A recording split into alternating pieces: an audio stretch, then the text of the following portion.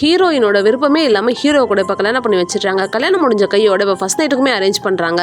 இப்ப ஹீரோ சத்யாவும் ரூம்குள்ள ஹாப்பியா போறான். பார்த்தா அங்க கத்தா ஆல்ரெடி தூங்கிட்டு இருக்காங்க. இத பாக்குற ஹீரோவும் பக்கத்துல கொஞ்சம் பேச்சு கொடுக்க ட்ரை பண்றாங்க. ஆனா கத்தா எதுவுமே பேசாம அமைதியா படுத்துட்டு இருக்காங்க. இப்ப கொஞ்ச நேரத்துல சத்யாவை எழுப்புற கத்தாவும் நீ கொரட்டை விட்டு தூங்குற, அந்த சத்தத்துல என்னால தூங்க முடியல, அதனால வெளியே போன்னு சொல்லி இப்ப நம்ம சத்யாவை வெளியே அனுப்பிடுறா. சத்யாவும் இன்னைக்கு ஒரு நாள் தானே அப்படின்னு நினைச்சிட்டு அவனும் வெளியே போய் படுத்துக்கிறான். ஆக்சுவலா சத்யாவும் கத்தாவும் 2 வருஷத்துக்கு முன்னாடி ஒரு நவராத்திரி ஃபங்க்ஷன்ல மீட் பண்ணிருப்பாங்க. அந்த ஃபங்க்ஷன்ல கத்தாக்கு ப்ரொபோஸ்மே பண்ணிருப்பான் சத்யா. கத்தாவும் ஆல்ரெடி கமிட்டட் அப்படின்னு சொல்லிட்டு பாய் ஃப்ரெண்ட் கூட கிளம்பி போயிருப்பா. ஒரு வருஷத்துக்கு அப்புறம் கத்தாக்கு பிரேக்கப் ஆயிடுச்சு தெரிஞ்சுக்கிற சத்யாவும் திரும்ப கத்தா மீட் பண்றதுக்கு அவ வீட்டுக்கே போயிடுறான். சத்யா நம்ம ஒரு வருஷத்துக்கு முன்னாடி நவராத்திரி ஃபங்க்ஷன்ல மீட் பண்ணிருக்கோம் சொல்லி பேசிக்கிட்டு இருக்கான். அப்பன்னு பார்த்து கத்தா அங்க மயங்கி விழுந்துடுறா. என்னாச்சு சொல்லிட்டு பாக்குறான். பார்த்தா கத்தா அவ கையை கட் பண்ணிருப்பா. அதை பாக்குற சத்யாவும் பதறி போய் ஹாஸ்பிட்டல் கூட்டு போய் அட்மிட் பண்ணி இப்ப காப்பாத்திடுறான். கத்தாவோட அப்பாவும் என் பொண்ணை காப்பாத்துறதுக்கு ரொம்ப நன்றின்னு சொல்லிட்டு அந்த டைம் கரெக்டா நீ எப்படி என் வீட்டுக்கு போனன்றத கேட்கறாரு. பொண்ணு நான் ரொம்ப லவ் பண்றேன், அவளுக்கு பிரேக்கப் ஆயிடுச்சு தெரிஞ்சது, அதான் நான் பாக்கலாம்னு சொல்லிட்டு போனேன்னு சொல்லிட்டு சொல்றான். அடுத்த நாள் கத்தாவை டிஸ்சார்ஜ் பண்ணிருப்பாங்க. கத்தாவை பாக்குறதுக்காக இப்ப சத்யா வீட்டுக்கே போய் பேசுறான். எல்லாம் பாக்குற அவங்க பேரண்ட்ஸும் கத்தா கிட்ட நீ பார்த்த பையன் தான் சரியில்லை, நாங்க பாக்குற பையனை கல்யாணம் பண்ணிக்கோ நீனு அப்படின்னு சொல்லி தான் இவங்க 2 பேருமே கல்யாணம் பண்ணி வச்சிருப்பாங்க.